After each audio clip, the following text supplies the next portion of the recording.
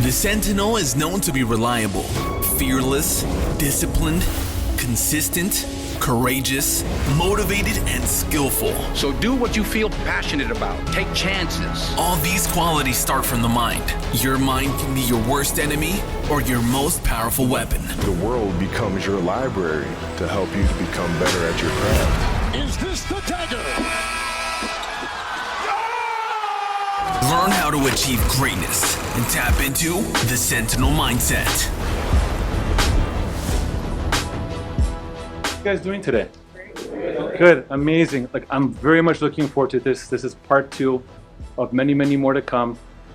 I'm gonna call you guys the Peel family right now. What I'll say is that there's some amazing people in this organization that are every day striving to make themselves better to achieve their goals. I'm throwing it back to you guys right now. There's nothing more that we want than you guys to get to your goals. Not everybody wants a career in policing that comes into the company, but a lot of you do have that passion, and we call it the protector passion. Nothing in life is easy. Everything that you want to achieve a goal to, you got to put your work in. You get tested when you go against the grain. You get tested when things are hard. And for us, what we want to do is create these environments to showcase to you guys and thank you guys for the work that you're doing in the organization, so you guys can get closer to these opportunities that can potentially happen. But at the end of the day, it all comes down to you. It comes to your mindset. So let's get ready. I'm going to introduce right now Constable Jessica Vanderwall from Peel Regional Police, and she will introduce the team. We also have some special guests, but I'm going to let her do that. Thank you so much. If you want to come up. All right, thank you. Thank you. All right, everyone, so my name is Constable Vanderwall. So I did bring some people with me today. One of them you will recognize because he was one of your former employees, former partners. Lucas Lima, Constable Lucas Lima, who is now a police officer with us. So get him to come up and sit right beside me. And then I did also bring 2 of my partners in recruiting. The first is Constable Rayon Walker. You can come on up. And then we also have Constable Joseph Calabrese. All right, so I guess we'll have a seat. Okay. And then we'll get comfy. So hopefully all of you are comfy in your seats. And then we'll get this started here. All right. Okay, so we wanted to have more of like a little bit of a formal, informal sort of chat with you all. That's why, it's great that there is a small group and we are in this location and stuff.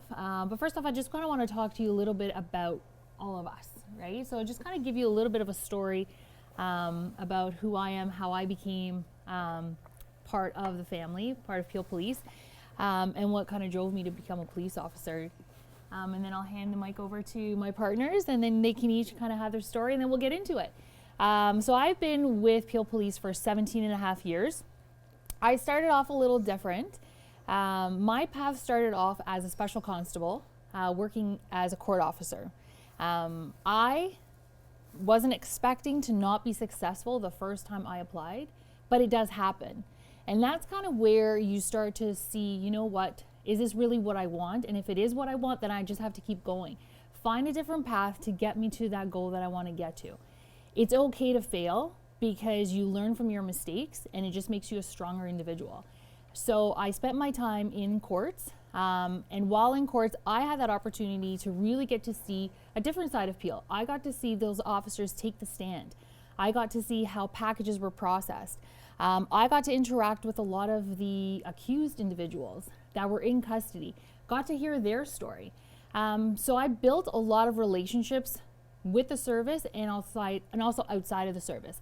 7 years later, I decided to finally take that jump again. And at that point, I was successful. I became an officer, did my frontline patrol, and it was great that I built those connections while I was in the courthouse, because there were a few times where I was asked by different services in Peel, so whether it was our Criminal Investigation Bureau, our robbery, to escort people that they had just arrested back to the division. And on multiple occasions, I would actually see those individuals that I interacted with in the courthouse. So I had already built that rapport. So in speaking to them, and they knew who I was, so it helped me. Fast forward, I decided to have a family, and then after my maternity, I came back to the front line, and it's at that point where I was just trying to see, you know what, where do I want to go in this organization? I ended up working with youth in our youth education bureau, so going into the schools and building community relations. And then from there, I'm in the spot that I am in right now. So kind of doing a little bit different. So I was mentoring little kids in regards to why I wanted to be a police officer, and telling them my story, that the first time that I interacted with a police officer was in a school setting, and just seeing them. And I remember I grew up in Toronto, and I remember seeing Elmer, the elephant, and the big yellow cruisers, and just all that interaction, how much fun these officers were engaging with the students. And that's kind of what brought me into the schools and wanting to bring that back to the students and show them that, you know what, police officers can be, you know, at that level as well, where we can talk to them and interact with them. And like I said, building those community relations. And then now I'm here trying to mentor older children like yourselves, right? So just the older generation in regards to policing and how do you get there? So how do you get to that final goal? So that's a little bit about me. I will pass it over to the recruiters, and then one of you guys go ahead. Yeah, go ahead. Okay, I'll go first. So my name is Joe Calabrese, and I've been with Peel. I'm in my 25th year now. I know it only looks like it's probably year 10 or so, but I have a fresh haircut, that's probably why. But no, so I'm in my 25th year, and just trying to think, like a lot of my story, probably outside the maternity leave, is similar to Jess's, in that my passion to become a police officer started from, I don't even know where it started from, but it started when I was really young. And just as she was talking there, I had kind of a memory of when I was in, I'm not sure if it was grade 7 or 8, and an officer had come into our school, and I just remembered, like, to that point, I was really intrigued with policing and like solving crimes and just like the general duties and the general like involvement that, you know, police had in kind of like the well-being of the community. And I remember from that point, I was really, I remember this, I don't know who it was, but I know there was a man and a woman that came to our school that day. And I just remember thinking, like, I really wanted to be like those people, because the way that they carried themselves, they acted in like such a professional way. They treated everyone, teachers and children, with like such respect and in a caring and unselfish sort of manner, like answered all our questions and took their time to be with us. And I just thought that was really a path that I wanted to travel. So continued with that, and then, you know, finished my schooling and went to university and stuff. And luckily, I applied to Peel probably about a year before I graduated school. And as it turned out, long story short, I ended up getting hired about 3 weeks after I graduated. So it worked out really good. So I started my career in uniform at 12 Division, which was amazing. And I was there for 3 or 4 years. Then I went to tactical for about 10 years. Then detective office, homicide, organized crime. And I guess at a certain point, I just wanted my career to take a bit of a different direction. And much like Jess, just instead of sort of an enforcement kind of role, I wanted to take more of like a leadership, inspiring mentorship kind of role. And so that's why I ended up where I am now, which is in recruiting. And it's rewarding to work with people like yourselves who have a goal to attain, and it's rewarding for us to be able to take part in helping you guys achieve your goals, for sure. All right. I'm Ray Walker. My story is a bit different from theirs. I never wanted to be a police to start. I actually was going to school for architecture. I came to Canada as 5. I'm the oldest of 4. I always played the big brother role even in school. So people always kind of looked to me as when they had an issue, they needed help with something, they always came to me. So I kind of had that instilled in me from early on. So I went to college. I grew up in Brampton, went to college, and it was actually a professor there who was teaching police foundations who saw me just hanging around the CAF and whatnot. He pulled me aside and said, you know what, did you ever think about a career in policing? And I was like, no, I never did, because it never crossed my mind. This professor was very persistent in trying to get me to try police foundations. So basically at the point where I said, you know what, if you'll stop talking to me every day, I will enroll in the course. So he agreed, and I enrolled. Well, I loved it, and everything just kind of fit. It was like there was no effort for me in trying to do the things that I was required to do. It just naturally came to me. So I fell in love with the career. I grew up in Peel. I knew that's where I wanted to work. So when I came back, I applied to Peel, and like just the first time, I didn't get through the first time. I was working at the 407 at the time, and they said, you know, you need something more life experience and something closer to policing. So I then applied to work in the Salvation Army Wilkinson Road shelter. So I worked in the shelter for a couple of years, and at the age of 25, I was hired. I started in uniform at 12 Division as well, which is a great division. I did uniform. Then I went to the neighborhood policing unit in the schools. Luckily, early on in my career, I got to go to Intel, and I worked a wire room where I got to listen to phone taps and intercepts and stuff like that there. I worked some time in homicide, and I went to our criminal investigation bureau where I worked as a detective in there. And then I did a couple years in break and enter, which also was a good time.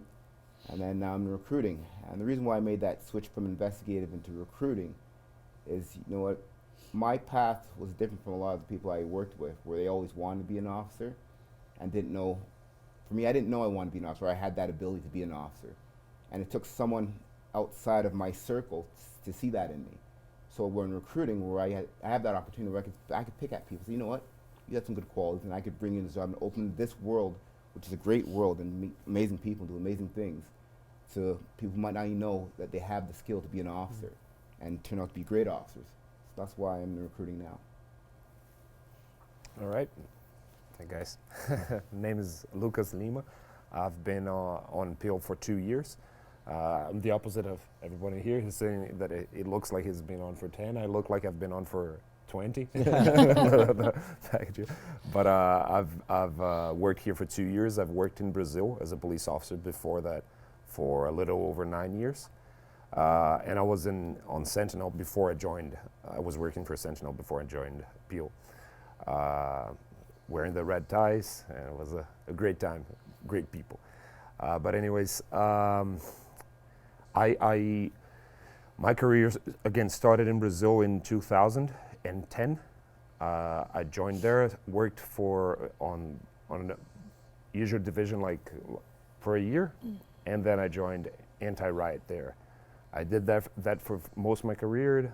Did some close protection for the governor of the federal district of Brazil.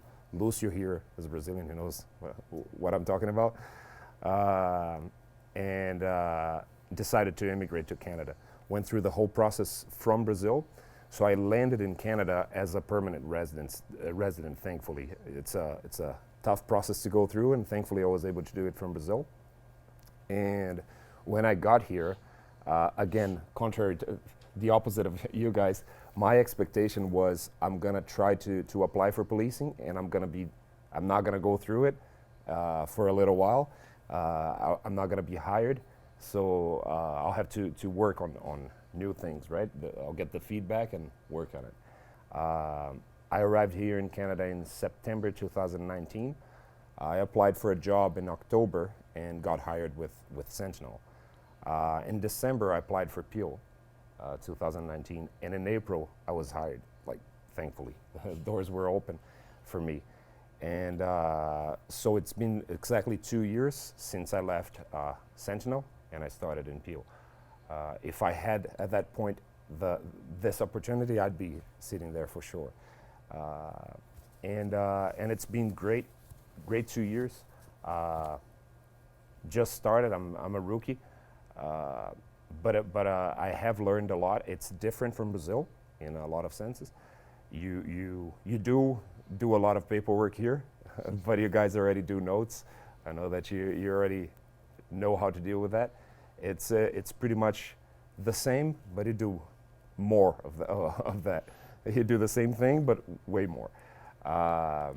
And I do believe that my time with Sentinel was very helpful to get me where I am right now, because in Brazil I've had a lot of training on one part of policing, but I did not know how the Canadian society works. I didn't know how people, how people behaved on the everyday basis. Most of how people react is the same, but there are some differences, and I had to pick up on those differences. I had to learn how to talk to the public, and my time with Sentinel was great for that. You guys are in a company that's different. I know because I've been there. It's different from most security companies, and you get chances to be trained, and you're put in places where you have to learn how to talk to people and do the customer service part of the job, right? And in policing, you're gonna have to do a lot of that. And it was a great experience. It was 5 months only, but it felt like a year because I got a lot of experiences working in Sentinel. And I can tell, like, for me, I knew that I wanted to be a police officer from when I was really young as well. As a kid, I already knew. I worked in Brazil for 17 years on a church doing voluntary work, and what attracted me was just serving people. And policing, it's the same. You're going to be serving people. There are other things that are very rewarding, but the number one, for me at least, is knowing that I made a difference in someone's life. And that's it. Good. Well done. All right. So the other thing that why we're here is not only to listen to our story and how we became police officers, is pretty much to give you that information that you need to know on how to move forward through our process and what are the requirements. So as we go along, I will be asking the recruiting officers and also Lucas to talk to us about his experience going through the process. So then that way you kind of get that firsthand knowledge. I mean, it's been 2 years, but to be honest, it probably feels like yesterday. Every day, even though years go by, we will talk about that. We can still remember the first day that we came into the building to do our training. We still remember that first call, how it felt, right? So even though the years have gone by, those memories are always still there, how you felt when you got that acceptance letter. So anyhow, so let's get started. So again, thank you for coming. And with Peel Police, I feel that it's a great service to work for because of those opportunities that we have within our organization. So just like you heard from Joe and from Rayon, there are so many different areas within Peel that you can work. So right now, whatever type of education that you are studying, and you feel, well, you know what, it's not police related, I'm gonna have to now do a post-secondary if I'm in university, you can use those skills. How can you transfer what you're learning into policing? How can you make it relatable? One of the things that I found interesting was I had a partner and he was a licensed mechanic, had his own shop, and then he decided, you know what, policing's where I want to go. Closed up shop and became a mechanic.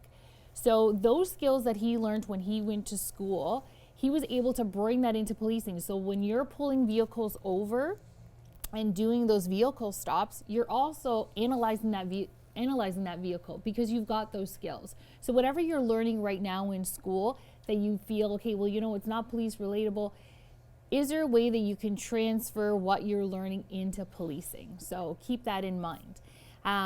So that's the educational piece. Do we need to have a college or university? No, we just want to see that you have some form of post-secondary education on your on your application form. The other thing too, Lucas brought it up, is volunteering, and he worded it very, very perfect. I couldn't have said it better. When he volunteered, he felt that he was helping, giving back to the community, because that's what policing is. And that is why we stress so much about volunteering, because we are giving back to the community. We are helping. We want to feel that we are helping somebody. There are going to be situations as a frontline officer that you're not going to be able to help everybody the way you really want to. But that's what we do as officers. We're out there to help them.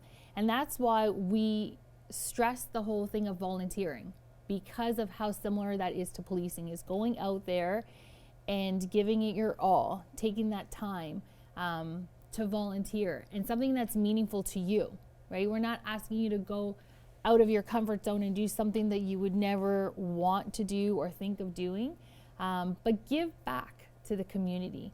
And you want to be able to do that and feel good about it. What do you guys feel about volunteer work? Yeah, I think, I mean, it's essential. First of all, we probably you wouldn't put yourself, or an applicant wouldn't put themselves in the greatest of position to succeed through the process without some meaningful volunteer work. I think. Would you agree with that? Yeah, volunteering is important.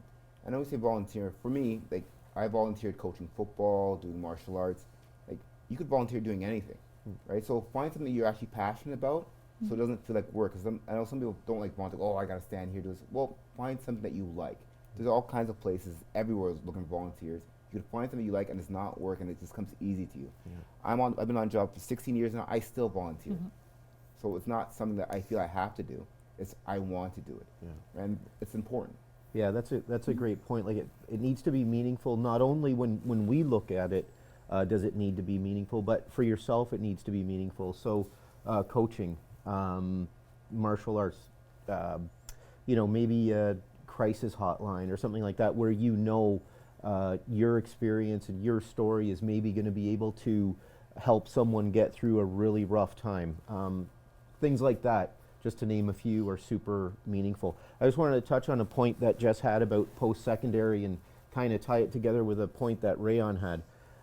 You remember Rayon had mentioned how he had no real interest in being a police officer, but one of the professors had approached him and saw something in him and brought that out. So with education, a lot of times, maybe not necessarily with you guys, because you all have great experience in the field that you're working in right now, which is transferable to us. But sometimes people think education isn't transferable. Hopefully you'll be lined up with a good recruiter, and that would be the recruiter's job to help you articulate why your education and how your education is transferable over to us. So if you've got education that you may think isn't, start really digging into it and think about some of the skills that you learn that may be customer service based or just maybe community based that would be transferable to policing, because all that stuff is. All right, so you started your volunteer work, you're still continuing your education, and you're almost done. So it's at that time that you're thinking, okay, you know what? Now it's time for me to apply. So what you want to do is, before you even go to our website to put your application in, you want to go to the OACP website and obtain your OACP certificate. How many of you guys in the room have your OACP certificate already?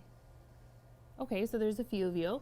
So for those of you that do not have your OACP certificate, tap into those that have it. Find out, is it difficult? How much time do I really need? If you visit the website, they do have some self-help videos, very plain and simple in regards to, how do I fill this out? What happens next? What's the expectation in length of time? It goes through all of that. But if you need a little bit of extra, talk to those that already have their OACP certificate. So you obtain your OACP certificate. Once you get that confirmation that you have completed it and that you have it, it's at that point that you can put your application in with our service. So you would go online, you would fill out a very simple pre-screening questionnaire. This pre-screening questionnaire, again, it just talks about the basic things. Do you have an education, post-secondary? Do you have your OECP certificate? So if for some reason you don't have your OECP certificate and you don't click that box, it will not allow you to continue in the process. So again, very simple questions. You click all of that. The next step after that is you will receive a message from our administrator advising that you have been selected to complete a pre-background questionnaire, also known as a PPQ.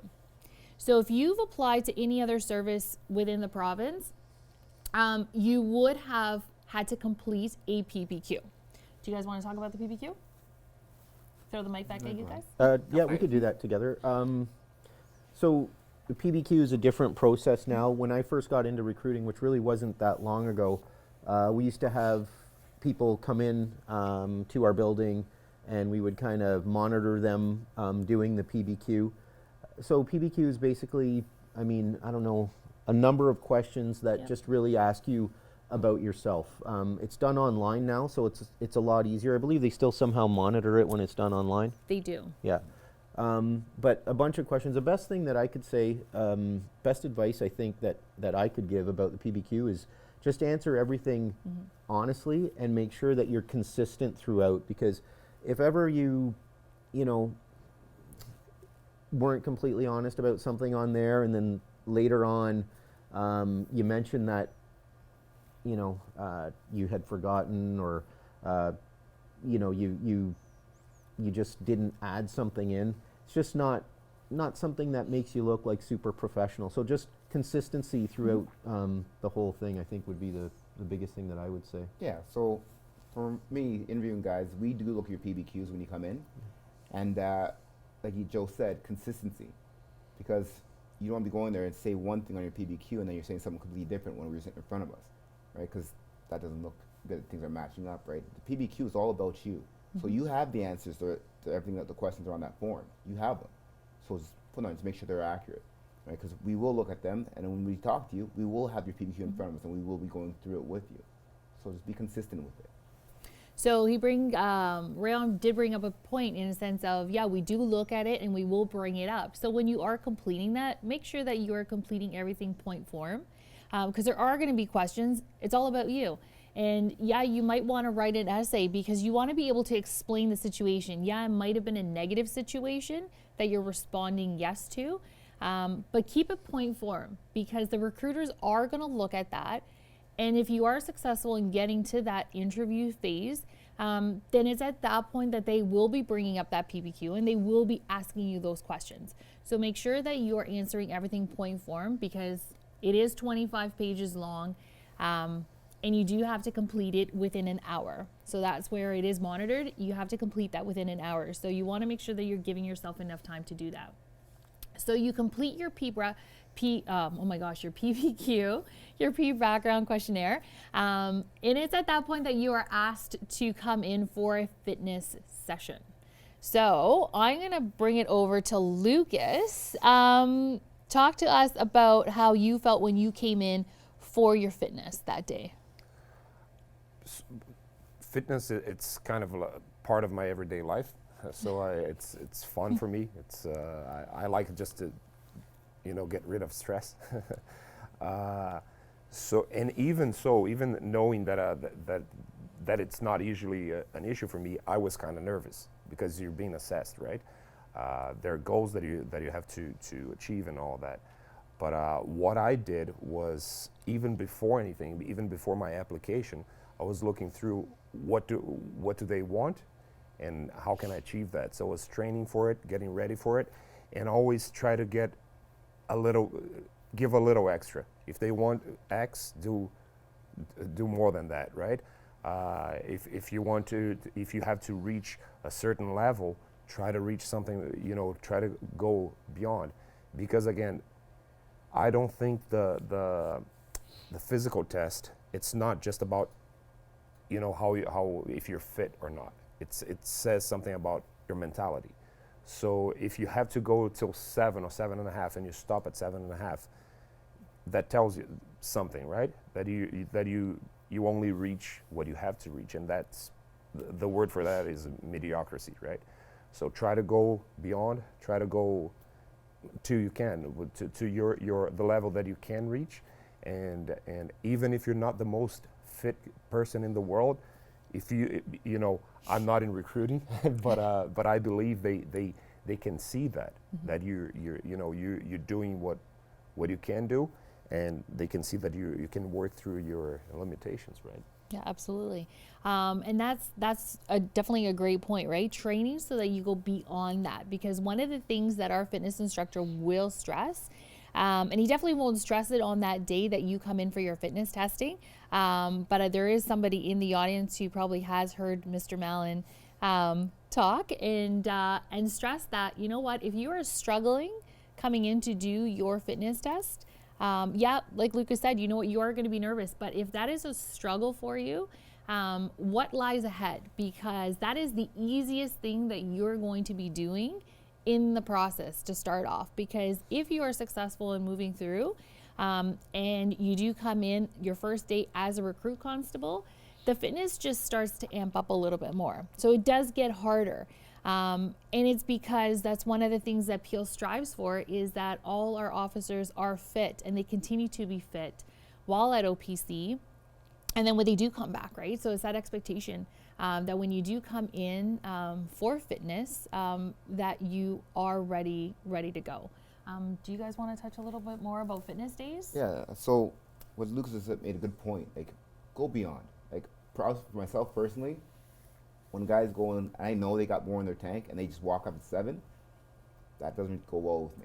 Yeah, you pass, but for me, if I want to look at as a recruiter, I want someone with that determination. I'm going to go further. I want to push myself. That's what I look for. Right? So that's a very important thing. Also, another important thing I want to touch on for the fitness, on the day you show up for your fitness, we're there. So we're watching. From the moment you enter those doors, we're paying attention to how you interact with each other, how you conduct yourself, and that's important, because that's you, right? That's you representing who you are. If you know you're in a police station to do a fitness to become a police officer, you want to put your best foot forward, right? So keep that in mind when you're there.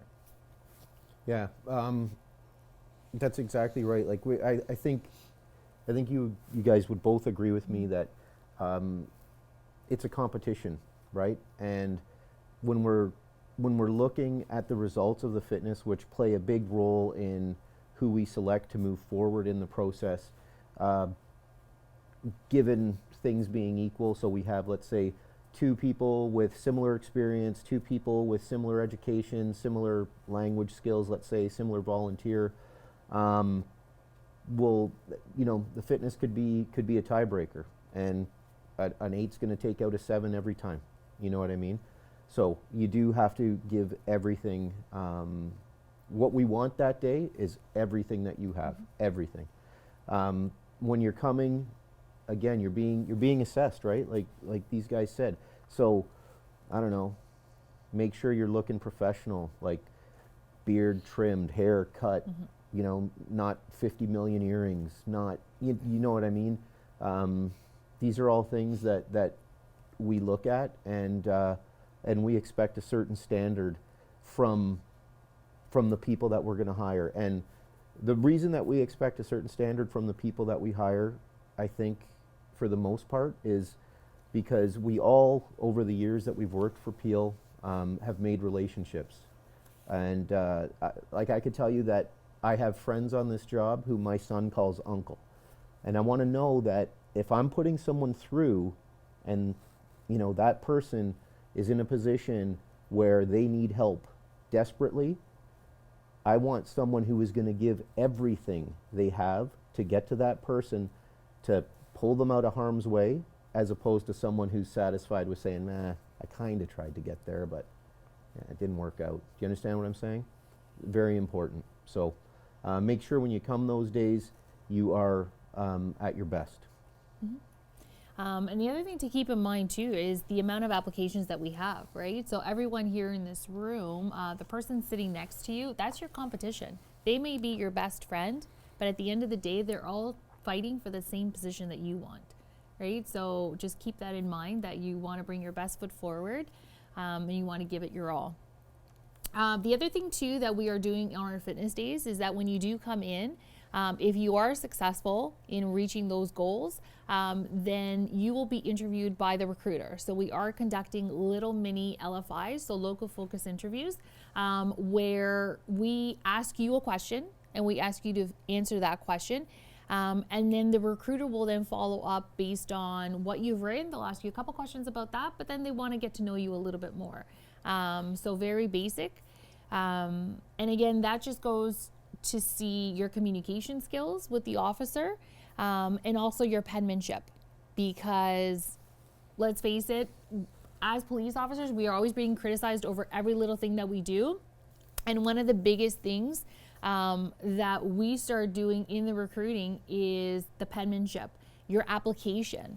Right now it's a little bit easier because everything is like just, a drop down of a box, a yes or a no and stuff. But before, what would get to a lot of the recruiters when people were filling out their applications is the lack of consistency. If you had messy writing, if you made a mistake, scratching it out. I remember going through one application and it was just nothing but, it looked like a 2-year-old had filled out that application, and they were applying for a career. And that's what they brought forward. So if that's what you're bringing forward to apply for a position within this organization, what are you going to bring forward if you're successful and now you're going to court and you're providing all these documents to the Crown Attorney, to defense? How does that look on you, right? So even though you think we may be being a little bit petty in a sense of, all these little things, at the end of the day, we're looking at the future. We're looking at, you're representing Peel, right? So that's kind of what we're looking at in a whole. All right, so you're successful with fitness. You're successful with the little interview you have with the recruiting officer. What happens next? Your file gets assigned to a recruiting officer. And it's at that point that they will they'll give you a call, and then they'll schedule a date where you will attend, because now our behavioral interviews are done in person. So they will ask you to attend our building. The interview itself could go from 2 hours, 2.5 hours. Our interview is a little different. We only have one, and that's why it's so long, and it's called the behavioral interview. I'm going to go with you first. What did you do to prepare for your behavioral interview? I remember that there was some some material online for you to work on it. But in the end, being completely honest, I try to come in and be myself. Mm-hmm. Like I try to come in and just whatever was asked or whatever I needed to information that I need to bring forth, I'd bring forth. I was going through, as I said before, my first plan when I applied, when I came to Canada, was I want to be hired in policing in 3 years, right? And I got hired in 4 months, thankfully. But I didn't go. I really wanted it, but at the same time, I wanted it to understand the process. I didn't have a lot of pressure on myself. So I did study. I was prepared for everything, but at the same time, I wanted to be myself, right? To just show who I was and see if I was a fit. If I was a fit for Peel, I'd be happy to join. Even if I was not, I'd prepare myself better based on the feedback that I got. So during all the interviews, during all the processes, my interaction with my recruiter was just let me be completely honest, completely open, and let him know who I am and see if that's what they want. Mm-hmm. And Lucas does bring up a good point in a sense of just being honest and being open with your recruiter. And Rayon said it also in the beginning, even right down to your PPQ. Services do communicate, and we do inquire, right? So if you are not successful with one service, we will be looking into that. At what stage were they unsuccessful? Was it at that PPQ stage? And if it was, what came up? Or if it was at the interview stage, what came up, right? So that is why you need to be transparent with the recruiters when you are interviewing them. So now I'll ask the recruiters, what are your expectations when an applicant comes for a behavioral interview? All right, so for me, when I bring them in for a behavioral interview, I want them to know where you're applying. Like I get some people are applying to multiple services. Don't come into Peel and start talking about Toronto, right? That, believe it or not, that happens, all right? So if you're coming to an interview, know about Peel, all right? I can't stress that enough. Also, make sure you know what's on your PBQ as well, right? Because like I said, we'll have it up. If you're not good with interviews, talk to somebody. Like you guys have a individual here who has gone through the process. Reach out to them. Say, what did you do to prep? What do I need to know? And get yourself ready. Like, prepare. That's all I can say to you. Because at the end of the day, this is, like, we have one interview with us. So this is your chance to make your name, right? Come in, be ready. Know about the region you want to work for, right? Know what you put on your file, and then be ready with some answers, because we are going to go match you. And it's not going to be, might be some difficult questions, yes, but be ready. And like Lucas said, be honest, right? That's what we want to hear from you. And then tell us why should we pick you? That's your opportunity to let us know why you. Yeah, I totally agree with what both of these guys said. In being prepared, in so many different ways, knowing about the region and that. Also, like, know why you want to be there, right? Know why you want to be a police officer. Know, you know, what you think is good about being a police officer. Know how you feel about that, and recognize too, like, if we're having you for an interview, we want you to be successful. So use us to help you through that process as well, right? When you guys are successful and you get hired, that's our success. That's what we're here for, and we want to see you achieve your goal. And it's awesome for us to be there in the moment when you do get hired, because it's a reflection on the work that we've done together, right? So make sure that you you know, you're doing your research, you're being honest, you know why you want to be there, and use your recruiter to help you along that path for sure. If I can Go ahead. interrupt once more. When I was in Brazil and I was thinking about joining, I was looking up online the police services in the GTA and Ontario, because that's where I wanted to come. And I narrowed down to 3 services that were like my top picks, right, in the end. And I was talking to my family, talking to my wife. You know, look, I had like some Excel sheets with like temperature at this town, you know, the population. How did you end up here then? Like crime rates. You know, I went on Indeed and saw the rates for each police services, and I had a whole sheet. And in the end, I chose Peel for that reason. So for not, I was chosen by Peel, but I mean that's why I applied for Peel, and so when I came in for my interview, I said that I just wanted to show who I am, but at the same time, at this point, I didn't really need to get ready for the interview, because I knew some things about Peel already. I had already done my research about it, so it wasn't easy. It wasn't hard when I was being asked some questions about Peel and the Peel Regional Police. For me, I already knew those things, because the reason why I applied for Peel, I already had gone through that information. Yep, which is absolutely right. You want to make sure that you're picking, obviously, Peel Police, that's why we're here. But at the end of the day, it has to be the right fit for you, right? You have to know that this is where you want your career to begin, because it is a great career and it's a lengthy one, but you have to go with the service that is the right fit for you. So you're successful, your recruiter likes you, and they want to put you through to the next phase. So what the next phase is, sitting down with a psychological, for your psychological assessment with a psychiatrist. It's at that point, what we are trying to determine is whether or not you fit that profile of a police officer.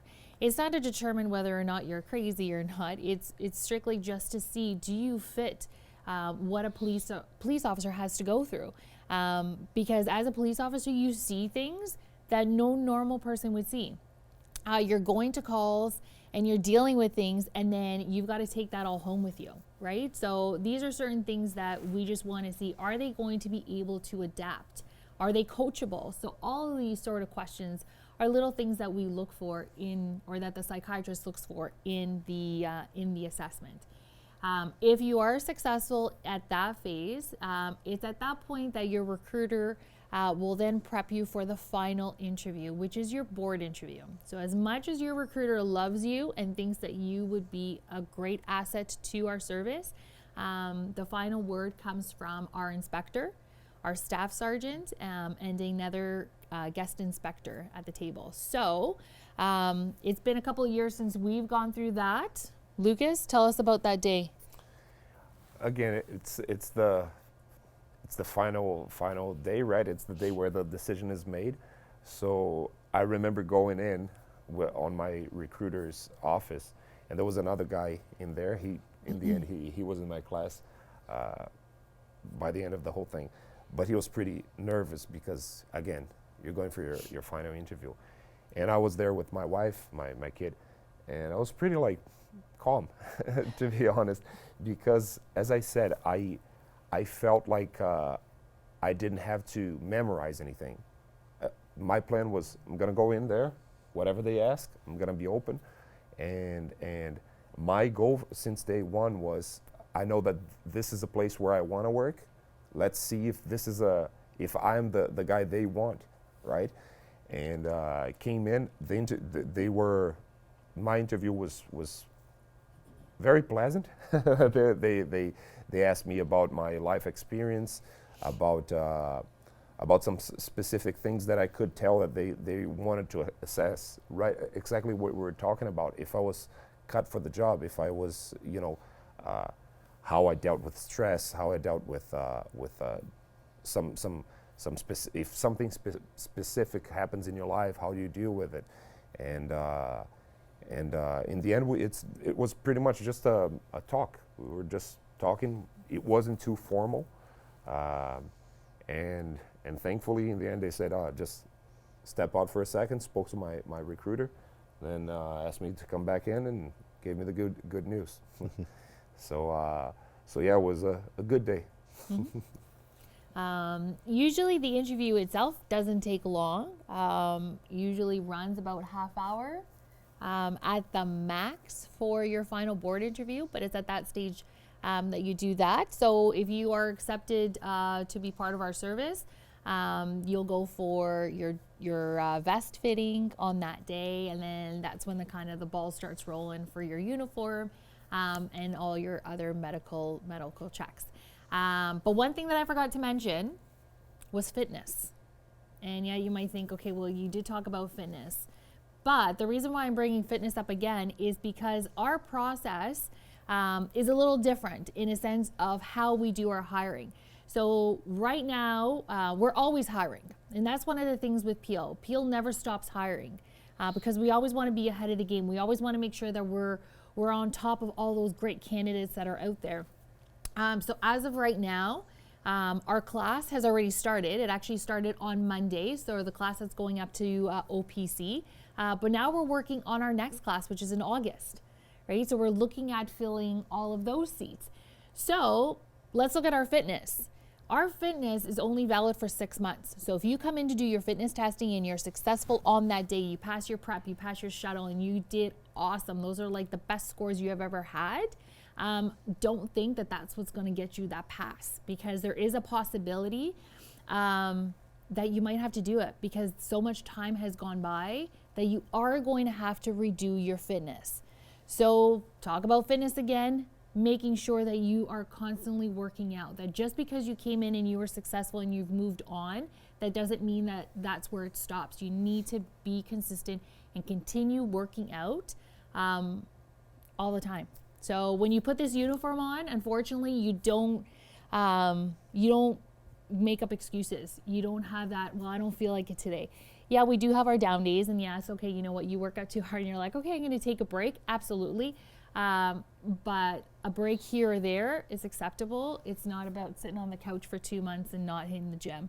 Not when you wear this uniform, because you know what? These guys rely on me to be their backup, just like I rely on them to be my backup, right? So you want to make sure that the backup can be your backup, right? So that's why fitness is so important.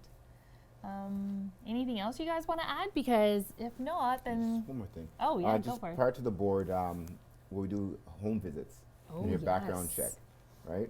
So we do check your references, and just because you put certain names on your PBQ doesn't mean that those are the people we're going to call.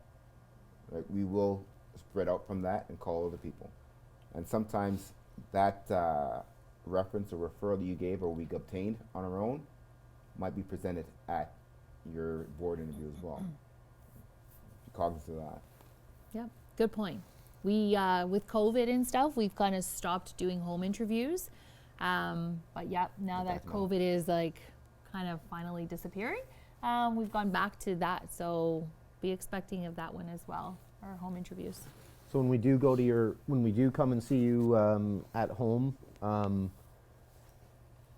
time permitting, and typically what we try to do is not just visit you at home, but we may go knock on your neighbors' doors as well. Like, how long have you known this guy? Okay, 15 years or girl, 15 years. If hopefully, you know, we may hear like the odd thing, yeah, when they were young, they had a couple parties and this and that, but we're hoping to hear for the most part that, we're dealing with someone who was like super respectful, super responsible, reliable, dependable, and, never caused any problem. So it's not a tip to you to go tell your neighbors like, hey, if this guy comes knocking, do you mind just saying this? But hopefully that's something that organically has taken place over the years, and that's what we're going to hear. All right. So I guess that finished our little spiel. Unless you want to add a little more? Anything else? Just last one minute tip? quick Yeah, go. observation. I don't know how many of you guys know Bruno Tomazzini. Yeah, he just started. I visited him yesterday. He just started on this class right now, right? He's also a great resource for information. Like I'll be, after all this, however I can help, I'm here. But Bruno's going through it right now, right? So you guys have someone who can explain all this process from the other side as well. All right. So I guess we can pass the mic on to all of you now. If you guys have any questions for our recruiters.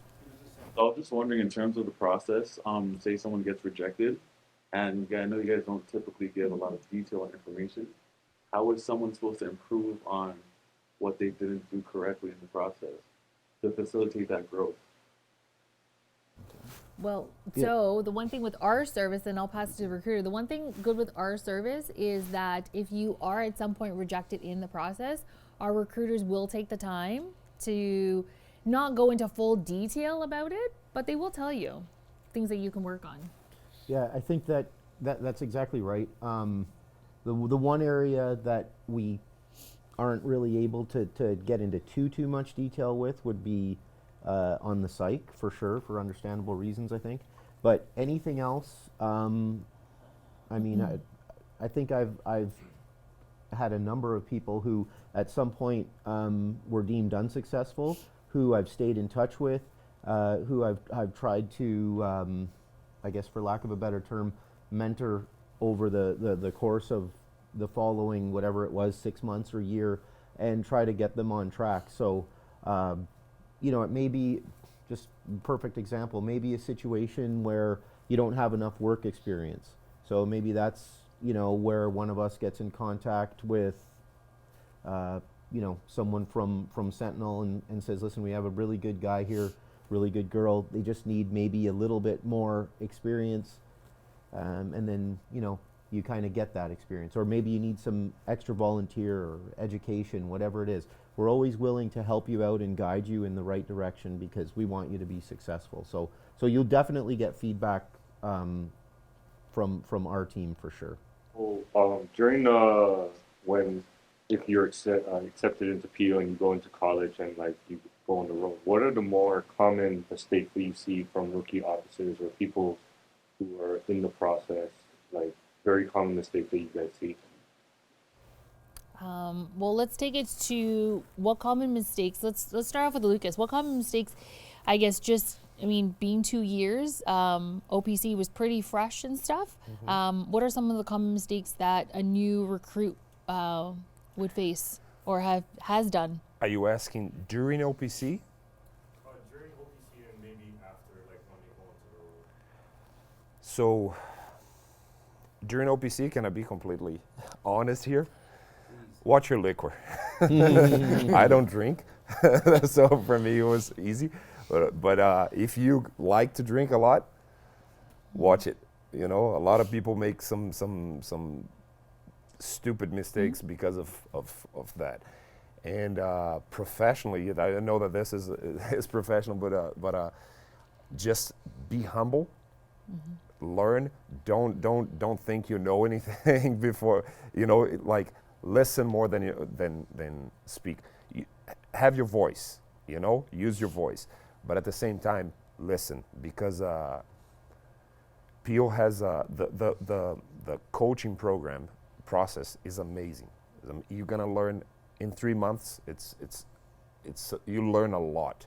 So just make it, you know, take it when you're going through OPC, post OPC, and when you're with your coach.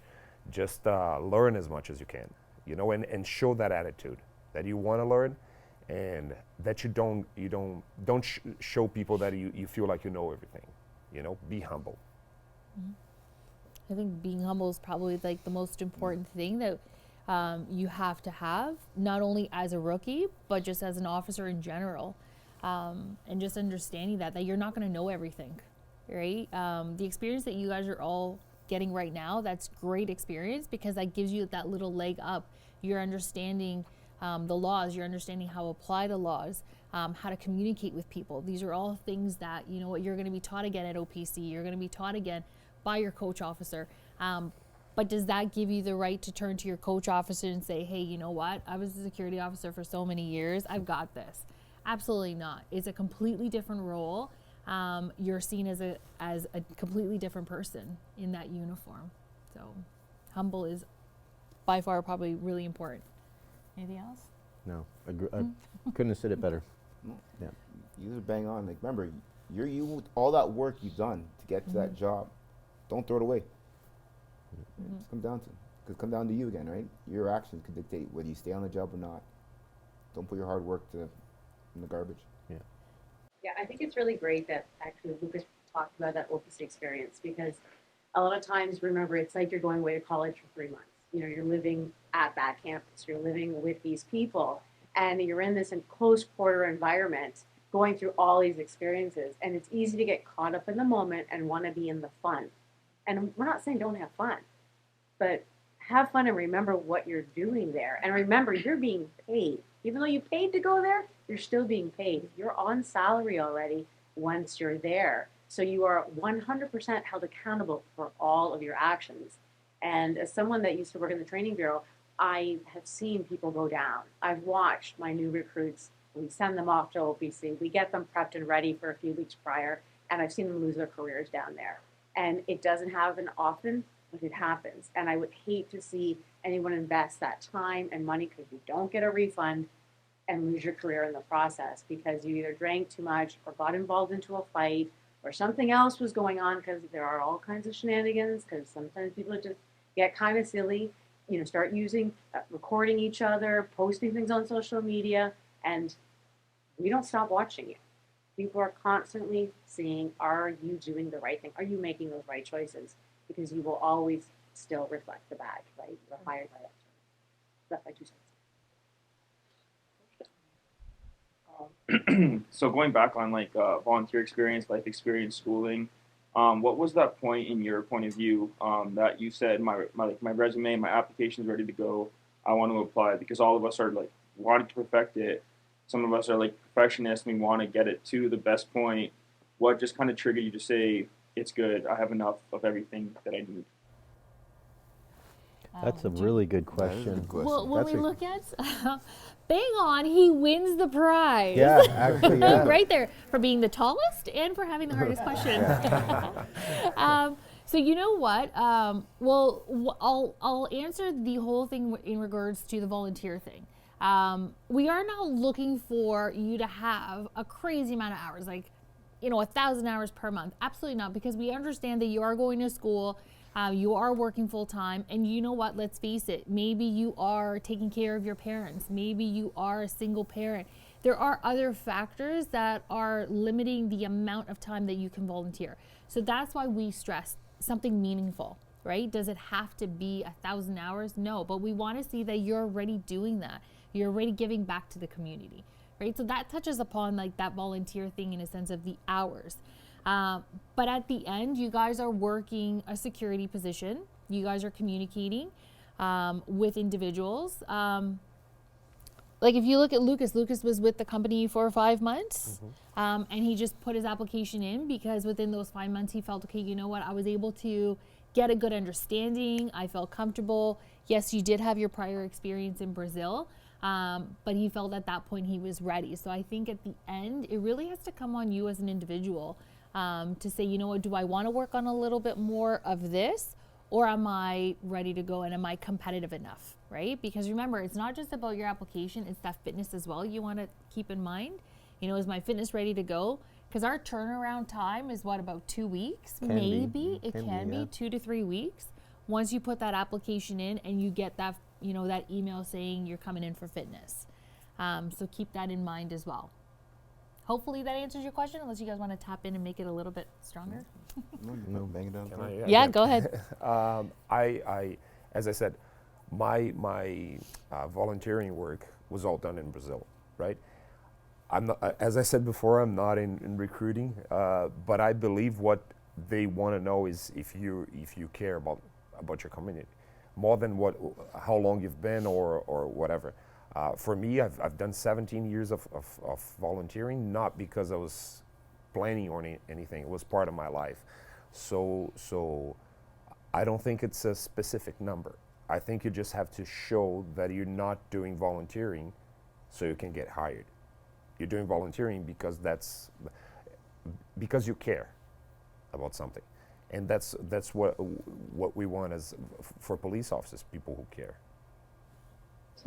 My question is more or less just for, apart from the criteria that you guys have to look for in a candidate, what is it like for you as individuals, the X factor that you look for in someone who's applying to the police?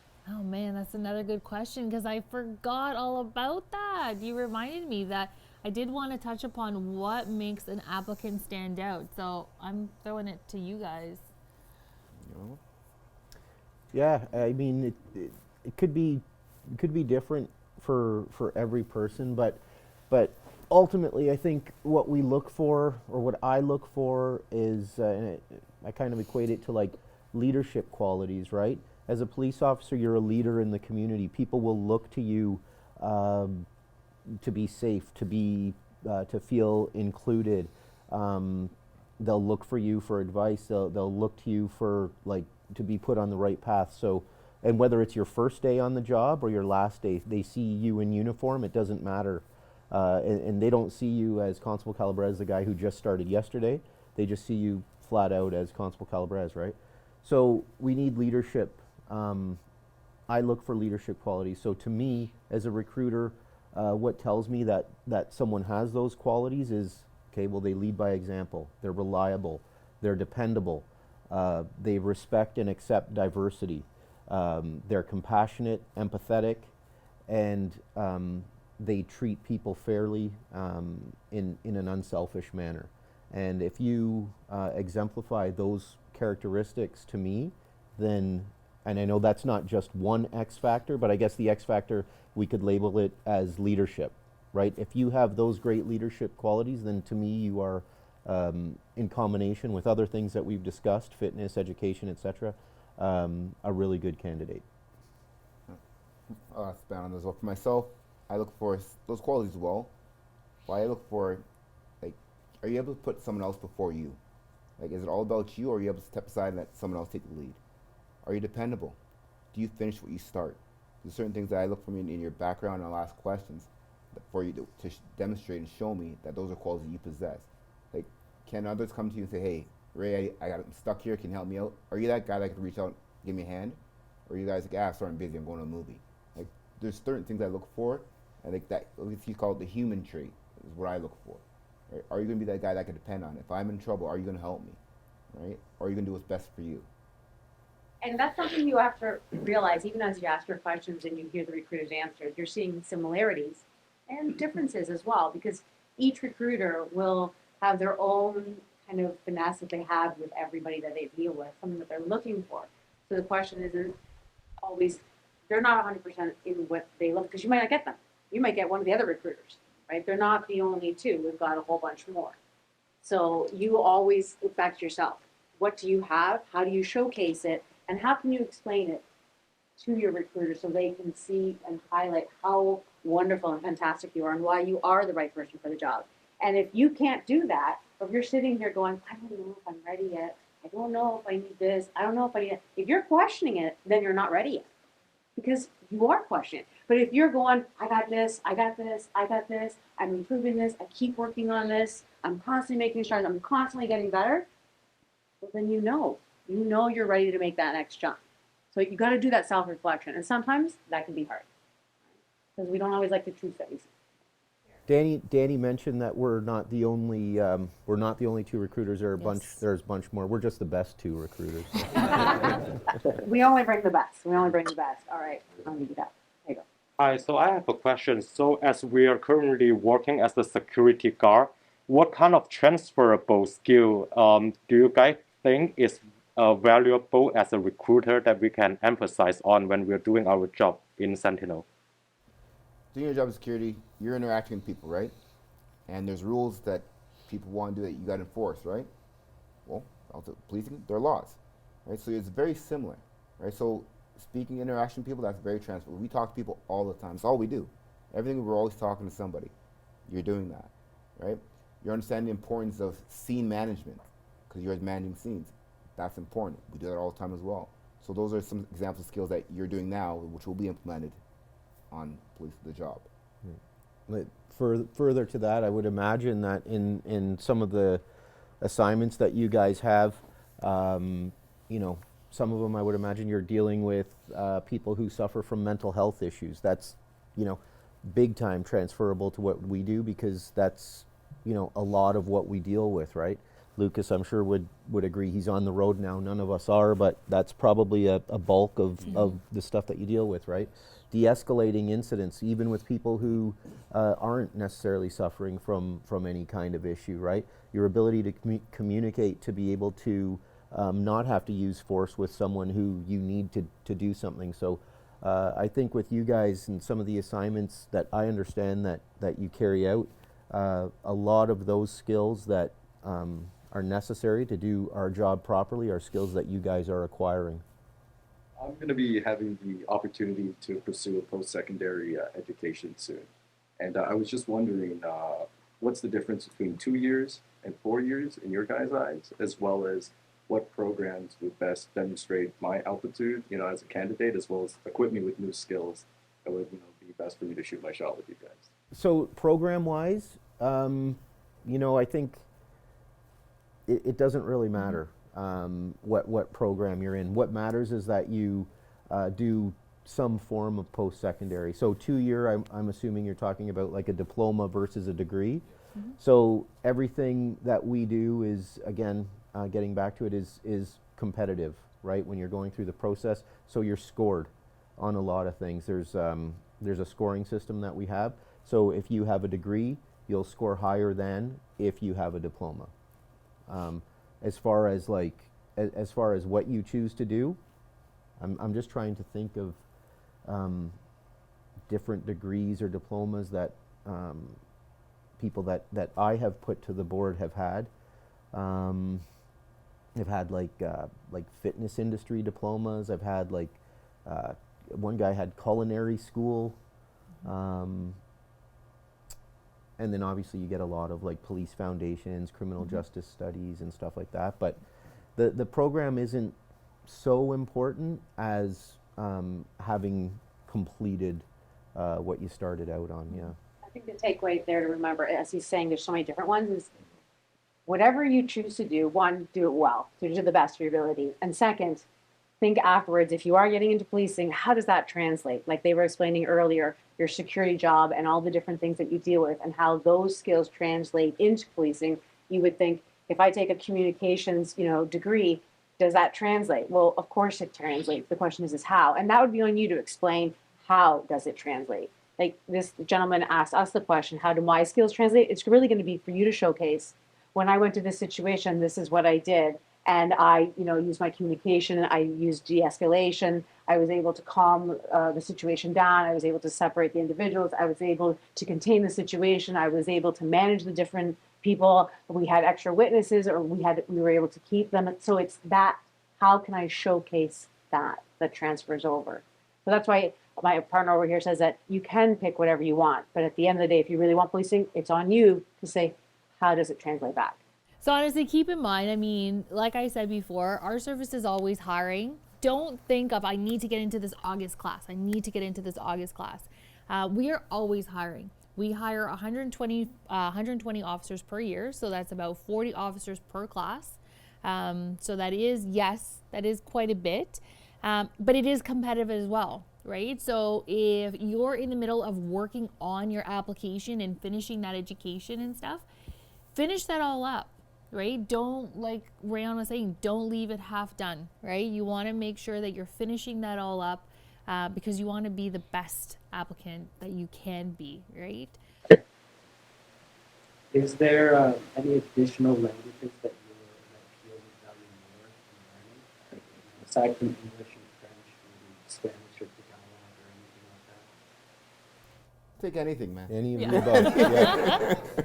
Yeah, we're probably, I honestly think, first or second most diverse region in Canada. If we're second to anyone, it's probably Vancouver. So we have different backgrounds, cultures, languages, everything.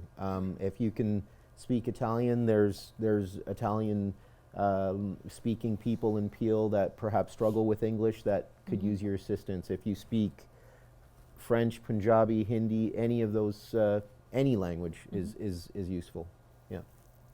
So besides what we can find online, would you say mental health is like the highest degree of what we should be learning about? Like, obviously we said de-escalation, but would you recommend us learning a lot of courses about mental health?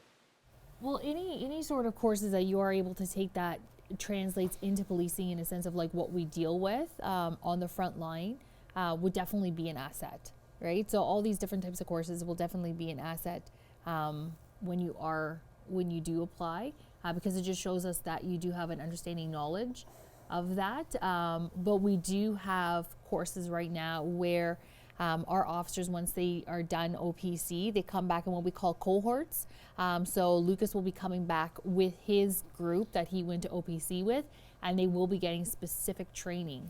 So we do have mental health training. It is a couple of days. So we do provide our officers with that sort of training. So it will help you because it'll give you that little bit of understanding. But anything that you take, just like Joe has said, any type of course that you can take, just gives you that better understanding of what police officers do. Yeah, go for it. Yeah, I did my mental health training a little while ago. Great training. It's really important. One thing that I think it's important to understand, there are two things that you should think about when you're joining. There's the whole process for joining police, and then there's the rest of your career. And I do believe that you should be thinking about that now. You shouldn't be only focused on what do I do to join. You should be also thinking of like, what's my career like, right? So I think you shouldn't only be focusing on learning about mental health for other people, but for yourself. Just you have to learn how to deal with the job, and you already know yourself. Policing is pretty much like they amp up everything, right? So you have to learn about yourself and how to deal with those things. And so I think it's great for you to learn about mental health towards others, how to deal with other people. I think you guys, Sentinel now has a lot of clients in hospitals, right? and you guys deal with a lot of mental health issues. It wasn't the case when I was on. It was just before the pandemic for me. But you guys have a great experience. I was talking to Bruno again, and he was telling me about, hundreds of cases where you go in and you're gonna have someone with a person in crisis, and you have to de-escalate. You have to those experiences are pretty much just as useful as courses. You guys are in a great place to learn about that. So how does the scheduling cycle works for field? That's something I'm curious about. Nights, and then day shifts, and then the main kind of shift that you're gonna go through is you're gonna work. Let's say you start on Sunday, so you're gonna do Sunday morning from 6 a.m. to 6 p.m. Then Monday morning, 6 a.m. to 6 p.m. Then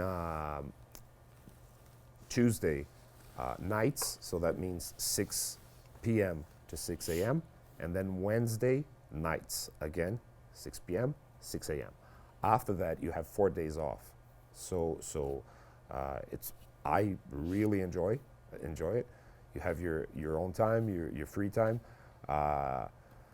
After you've gone through all the training and everything, you also have what we call paid duties that you can apply for, and you get some extra money to work during those days off. After a little while, you might get court, for example, where you're going to be paid for that as well. Training, that's the reason why I'm not in uniform, and I apologize for that. I was in training this morning. So every now and again, you might have something on your days off, but it's not common. You do get the chance to rest up, to have your own time, have your family time. It's better than Brazil, that's for sure. It's way better than Brazil. And when you do have to come in for training or for court or for whatever, you're well paid for it. So then should we thank our panel for coming out today?